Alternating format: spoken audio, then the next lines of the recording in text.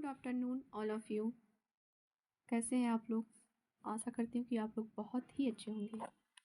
आज का जो क्वेश्चन का सीरीज है जियोमॉर्फोलॉजी से है और उसमें कुछ पीएचडी लखनऊ के जो एंट्रेंस एग्ज़ाम हुए थे उसके भी क्वेश्चन डाले गए हैं। मैं दिव्या JWD प्लेटफॉर्म पर आपका बहुत बहुत स्वागत करती हूँ। तो आइए शुरू करते हैं। गुटेनबर्ग असंतता किसके बीच पाई जाती है? तो ऑप्शन है क्रस्ट, मेंटल मतलब पपड़ी और प्रवार। ऑप्शन बी है प्रवार और कोर। और ऑप्शन सी है ऊपरी क्रोड और निचला क्रोड। और ऑप्शन डी है ऊपरी प्रवार और निचला प्रवार मतलब upper mantle and lower mental किसकी किसके बीच पाई जाती है। तो सबसे पहले जान लेते हैं कि क्रस्ट और मेंटल कोर कैसे कैसे डिवाइड हुए हैं। तो ये है अपर क्रस्ट और ये है लोअर क्रस्ट। बात इसकी करें तो अपर मेंटल और लोअर मेंटल इसकी बात करते हैं तो ये है आउटर कोर और ये है इनर कोर। ठीक है, अब डिसकंटिन्यूटी की बात करते हैं कि डिसकंटिन्यूटी जब दो मतलब इसके जो लक्षण है अपर कोर के जो लक्षण है लोअर कोर के जो लक्षण है उसके बीच एक संक्रमण क्षेत्र पाया जाता है, उसी को डिसकंटिन्यूटी कहते हैं। अब दो क्षेत्रों के बीच में जो डिसकंटिन्यूटी है उसके अलग अलग नाम हैं। तो आइए नाम के बारे में जानते हैं। तो जो अपर क्रस्ट और लोअर क्रस्ट के बीच डिसकंटिन्यूटी पाई जाती है उसको क्या कहते हैं? कोनार्ड।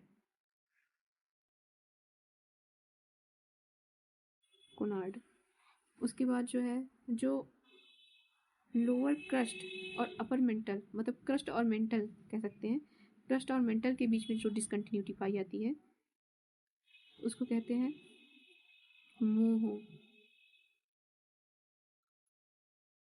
मोहो डिसकंटिन्यूटी। क्या कहा जाता है?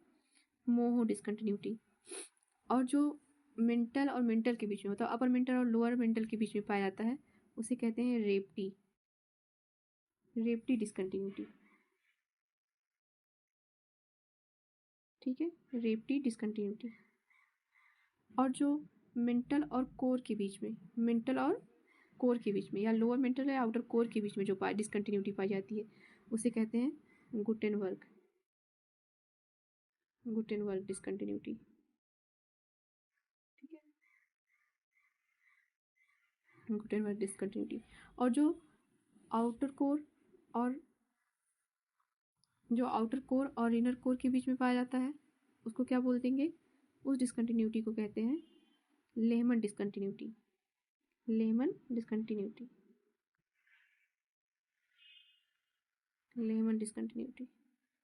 ठीक है, तो क्या पूछा गया है कि गुटेनबर्ग असंतता किसके बीच पाई जाती है? तो आप देख रहे हैं कि गुटेनबर्ग जो असंतता है वो कोर और मेंटल के बीच में पाई जाती है। ठीक है, लोअर मेंटल और आउटर कोर के बीच में पाई जाती है, यानी मेंटल और कोर के बीच में। तो ऑप्शन बी सही है, मेंटल और कोर के बीच में जो असंतता पाई जाती है उसे गुटेनबर्ग असंतता कहते हैं। बढ़ते हैं दूसरे क्वेश्चन की तरफ। नदी समतलन की अवधारणा किसने प्रतिपादित किया था? The concept of peneplain was propagated by। Option है कार्टन, रिश्तोफेन, क्रिकमे और अल्फ्रेड वेगनर। तो इसका सही आंसर है क्रिकमे। अब इन्होंने किसके अपोजिट या पैन प्लेन की जो अवधारणा है किसके अपोजिट पे दिया था? डेविस ने क्या दिया था? जो डेविस का कॉन्सेप्ट था वो था पेनी प्लेन। ठीक है, और उसी के अपोजिट में क्रिकमे ने दिया था। क्रिकमे ने क्या दिया था? Peneplain. ठीक है, बात करते हैं तीसरे क्वेश्चन की। अनंत शैल स्तर पर क्षैतिज रेखा की दिशा को कहा जाता है। The direction of a horizontal line on an inclined rock strata is termed as. ठीक है, बात करते हैं कि कोई सेल है किसी अनंत शैल पर क्षैतिज रेखा की दिशा हॉरिजॉन्टल लाइन, हॉरिजॉन्टल लाइन को क्या कहा जाता है? तो बात करते हैं पहले इस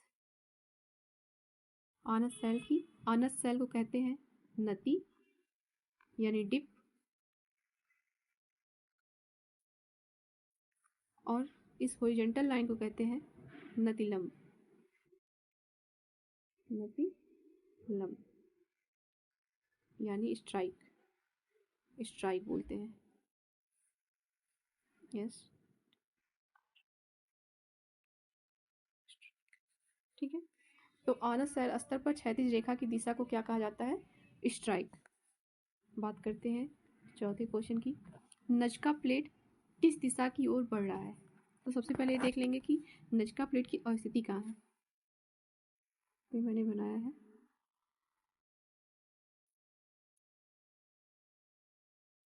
यह है साउथ अमेरिका, और कुछ इस प्रकार से है नजका प्लेट,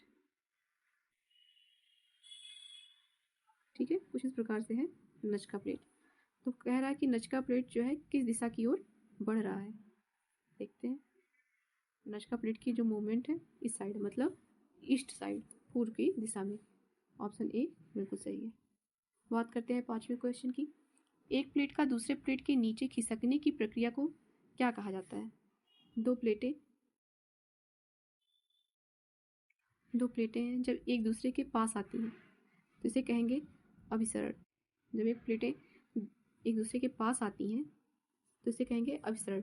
लेकिन जब एक प्लेट दूसरे प्लेट के नीचे छेपित हो जाती है, ठीक है,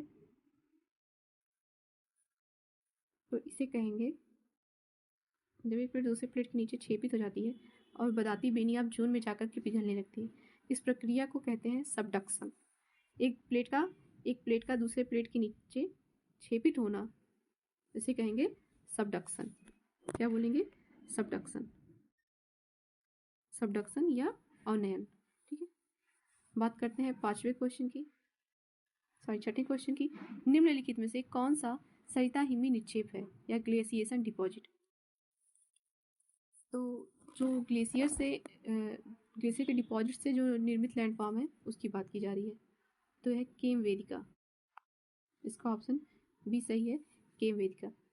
ग्लेशियर के निक्षेपण से इस तरीके की आकृति बनती है जिसे केम वेदिका कहते हैं।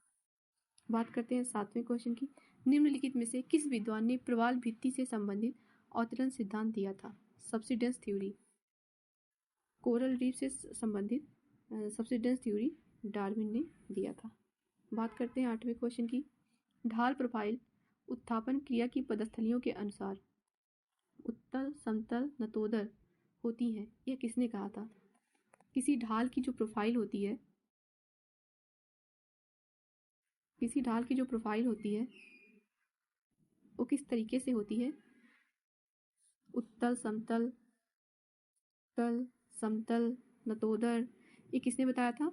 तो ये किसने बताया था? पिंक ने, ठीक है, ये पिंक ने बात करी थी। बात करते हैं नौवें क्वेश्चन की। निम्नलिखित में से कौन सी पर्वत श्रेणी यूरोप में स्थित नहीं है? यह क्वेश्चन जो है पीएचडी लखनऊ के इंट्रेंस एग्जाम में पूछा गया था। Alps, Atlas, Dinaric, Pennine. तो हम जानते हैं कि एटलस जो है अफ्रीका महाद्वीप में है, बाकी सब आल्प्स है, दिनारिक है, पेनाइन है, ये यूरोप महाद्वीप की पर्वत श्रेणियाँ हैं, ठीक है। बात करते हैं 10वें क्वेश्चन की। वायु की दिशा के समकोण बनने वाली आकृतियों को क्या कहा जाता है? तो इन्हें कहा जाता है लैटिट्यूड, ठीक है। बात करते हैं 11वें क्वेश्चन की। पेडी प्लेन की अवधारणा किसने दिया था? तो इसका आंसर है एलसी किंग। बात करते हैं पेडी प्लेन की अवधारणा किसने दिया है?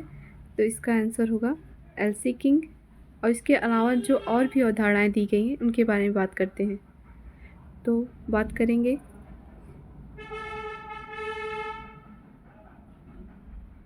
पेनी प्लेन की अवधारणा दिया है डेविस ने। इसी प्रकार से पैन प्लेन की जो अवधारणा है उसको दिया है क्रिकमे महोदय ने। ठीक है, बात करते हैं अब 12वें क्वेश्चन की। अपरदन का समान चक्र किससे संबंधित है? इसका उत्तर है बी, नदी अपरदन। बात करते हैं 13वें क्वेश्चन की। निम्नलिखित में से कौन सी हिमजली निक्षेप से बनी भू-आकृति नहीं है? ठीक है, मतलब ग्लेशिएशन डिपॉजिट से बनी आकृति नहीं है। तो ड्रमलिन, एस्कर, केम, ये बने हैं हिमजलीय निक्षेप ग्लेशिएशन डिपॉजिट से। ठीक है, ड्रमलिन और एस्कर और केम हिमजलीय निक्षेप से बनी भू आकृति है। वहीं हार्न, यह हिमजलीय अपरदन से बनी भू आकृति है। तो कौन सी भू आकृति निक्षेप से नहीं बनी है? वो है हार्न। ये ग्लेशिएशन या ग्लेशियर अपरदन से बनी स्थलाकृति है। ठीक है, बात करते हैं 14वें क्वेश्चन की। अत्यंत नूतन हिमकाल का निम्नलिखित में से कौन सा क्रम सही है? गुंज, मिंडर, रिस, बुन। बात करते हैं 15वें क्वेश्चन की। किस भूवैज्ञानिक अवधि के दौरान महासागर अपनी वर्तमान सतह प्राप्त की है? Holocene. Thank you so much for watching.